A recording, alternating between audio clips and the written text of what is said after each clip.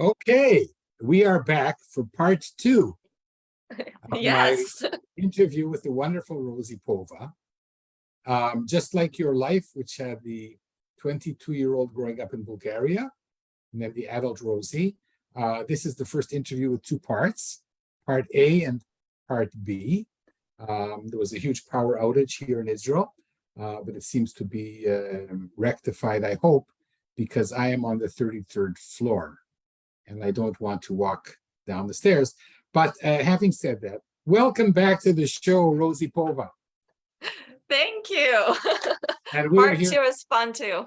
We're talking about your new book, right? Yes. Which is the School of Failures. And when the internet dies, you rekindle it. Um, yes. So about the book you were saying? Okay. Yeah. The School of Failure, a story about success, is about three characters who wanted to be in a fairy tale, but they got rejected and they were being very dramatic about it, not liking the rejection. Um, so that's how they end up in the School of Failure so that they can learn to fail without giving up. That's right. And we did the same thing now. We did. We We didn't give up. we didn't give up at all. No. We resurrected. So here we're in part B. And in part one, you were talking about how you managed to be the one in 50,000 writers that has a multi-book career. And you had this strange, but true, of loving picture books, but writing in middle grade and selling that one. So I'm just recapping. So you had an agent, a year went by, you didn't sell it.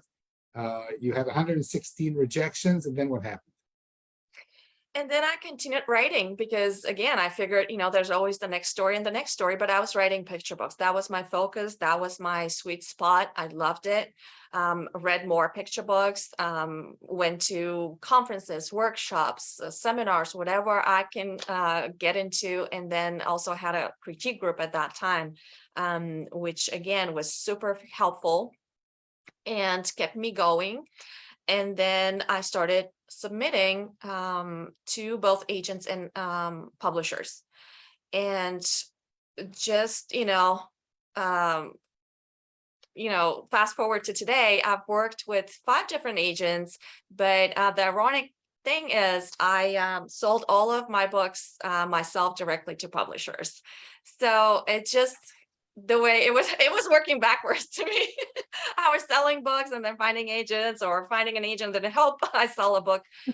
So that's how it worked. But right now I'm represented by a wonderful, amazing agent, Jennifer Harrington at Harvey Klinger.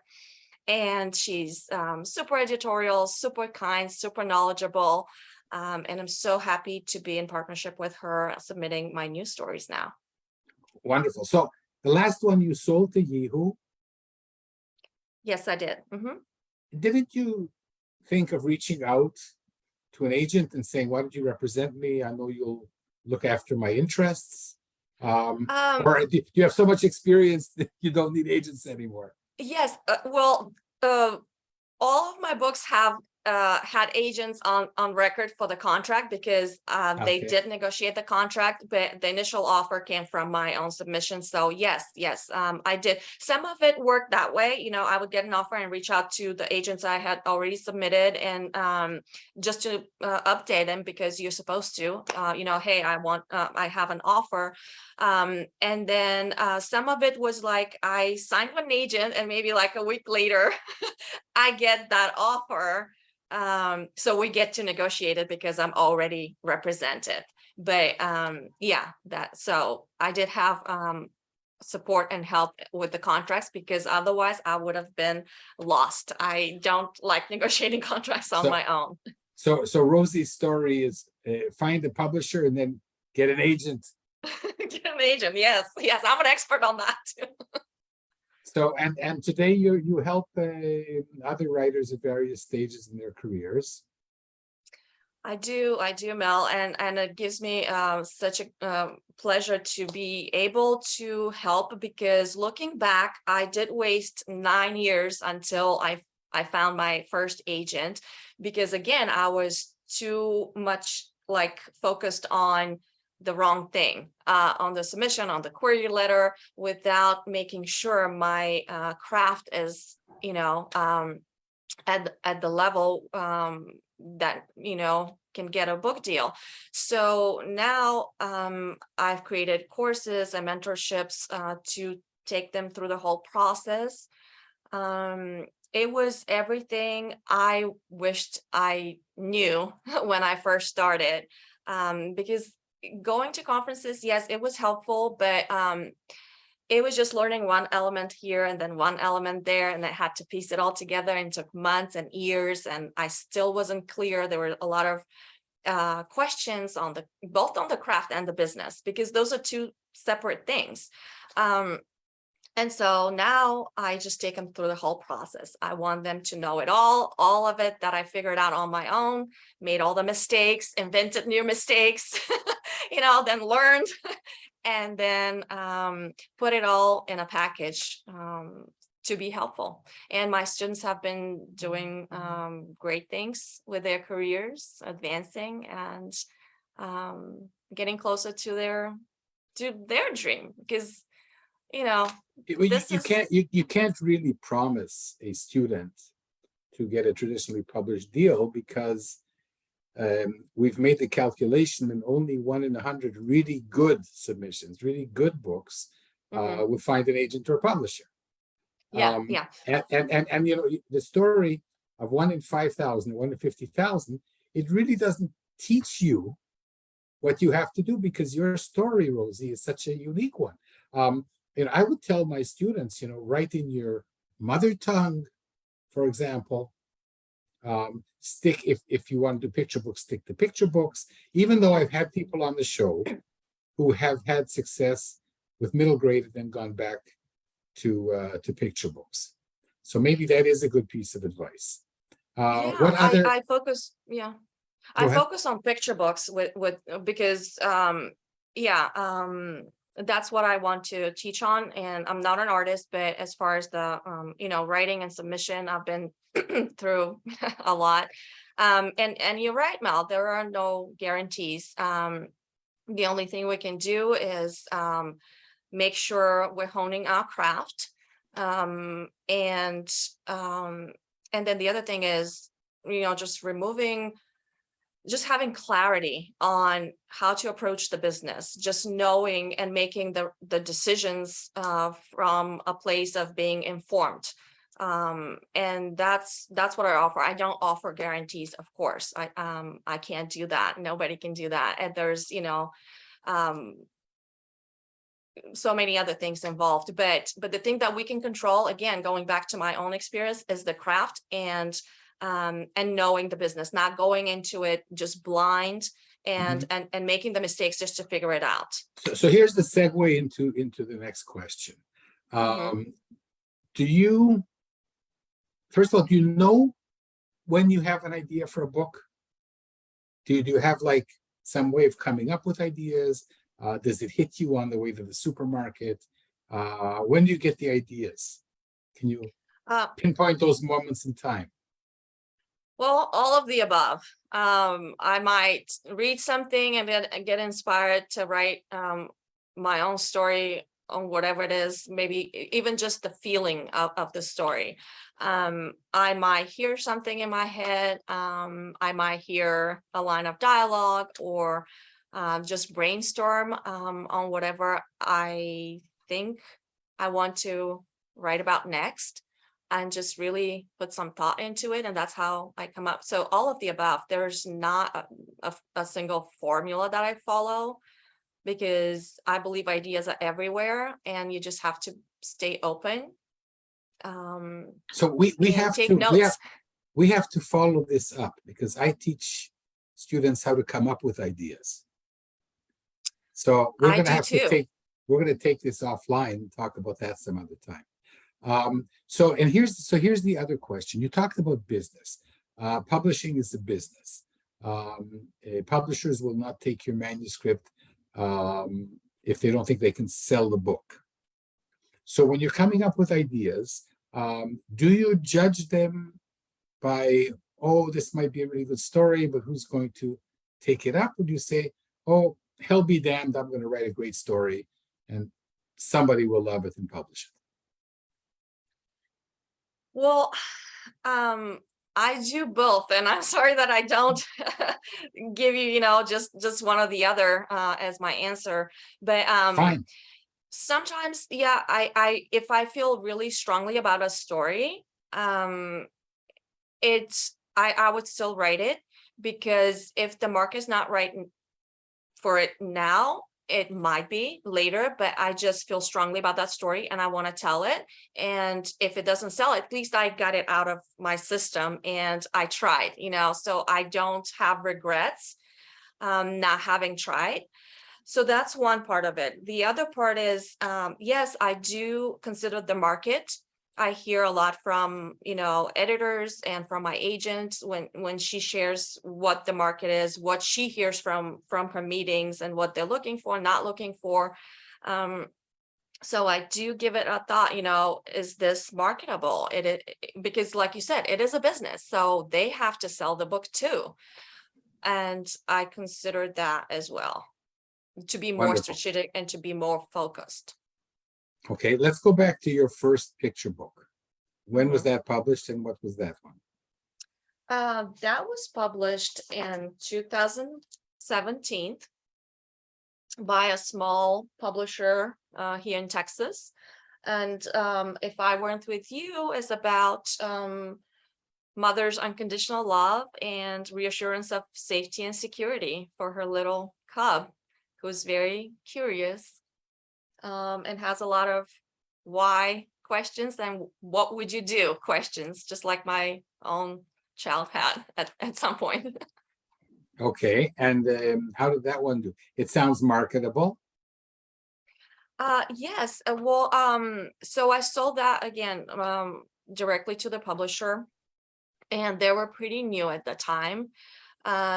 So here's the thing with that, I did learn how to market, how to be my own marketer and not really sit around and wait for the book to be discovered or to, so I did a lot of that, and it really helped to understand the marketing part of it. Even though I'm an introvert, I am a creative, but it's just needed. And You it's are a an big introvert? What are you introverted about? thing. So Really? Did you have yeah, the heebie-jeebies to be on the interview? no, not really. And you're not really an introvert. Well, I learned to become, what is Jack Canfield? He has a word for it. Um, situational extrovert. Situational extrovert. Yeah, that's what I learned, because yeah, if I'm at a school visit, I can be just all to myself. And also with marketing, again, that was a training to get me to be more open and sharing and spreading the word, not relying so much on other people. So yeah, it's a skill. Mel, it's a skill. So you are a person who has what they call grit. Okay, You're yes. like you're like these dolls that you can't knock down. They'll come right back up. I Oh, like that. Yeah. I failed 116 times. Okay, Yeah. no big deal. No big deal. Yeah. Yeah. And Um, you don't want to talk too much about your childhood in Bulgaria, but is there something in your childhood that made you this Rosie, this persevering Rosie that has a dream and mhm, understands that in order to pursue dreams, you have to learn and fail and acquire skills. Most people mhm. don't understand that, and you do. Well, yeah, I don't Yeah, I did learn, and it was intuitive, most of the time. But yeah, I was a big dreamer. So I did have sort of a like tough childhood and growing up in communist Bulgaria and this and that. But I was a big dreamer. I was a daydreamer. I was mocked by my family for being a dreamer, for wanting more, for just not wanting to settle with whatever they were telling me I'm supposed to do. I had big dreams. So yeah, always daydreaming, my head in the clouds, knowing that there's better, there's more, and wanting to have that, a different life. And so I just refused to listen when they were telling me I'm just, lost hopeful or whatever. I just knew that I would find something else, like not what they were telling me. And intuitively just kept going toward that idea. It was just, really a daydream, honestly, at the time, but I just knew that I would not be there doing what they were telling me I should be doing. So that's There's part of it. a great story here. Rosie wanted more. Yeah, she did. She really did. So today, when you are successful and you have many books out and you are sharing your craft and you have an agent, are you happy now, or does Rosie want more? Rosie always wants more. She is happy and then she wants more. So, but that's the best place to be, just doing what you love and being happy where you are, and then always wanting more, because I don't think we ever stop wanting more. We never stop improving. We never stop learning. So there's always the next step, but that's the joy of it. Otherwise it'd be so boring because you've arrived at a place, and if there's nothing more, then you're done and you're like, well, that's sad. So there's always more, Mel. There's Mhm. always more. If there isn't more, then what's it for? Exactly my point. Yeah. And on that It has to happy be. note, I'm going to tell everybody to run out and buy your incredible new book, The School of Failures. Failing is such an important part of our lives. And if any teachers are listening, and I'm sure there are, we should teach failure in school. 4 plus 4 may or may not be 9, but people shouldn't be punished for thinking that it is. Yes. Great things have come out from failure, and I believe kids need to know and not be afraid of failure, but embrace it as their friend, as something normal, and change we usually just need to change our mindset about it. So, Rosie, I wish you success with your book on failure and with everything else that you do. It was a real joy interviewing you twice. Yes. And I cannot wait to see what other books you have up your sleeve. Thank you, Mal. It was a pleasure chatting with you. I'm so happy to be a guest. Twice. Until next time. Twice. I'm so special. Yes. Until your next book. Yes. Okay, dear. Thank you so much. So this is Mel Rosenberg, the host of the Children's Literature Channel for the New Books Network. And I've been speaking to the wonderful Rosie J. Pova on her new book, The School of Failures. And the subtitle is? A story about success. School of Failures, a story about success. It doesn't get any better than that. Rosie, thanks a million. Thank you. Bye all. Bye for now.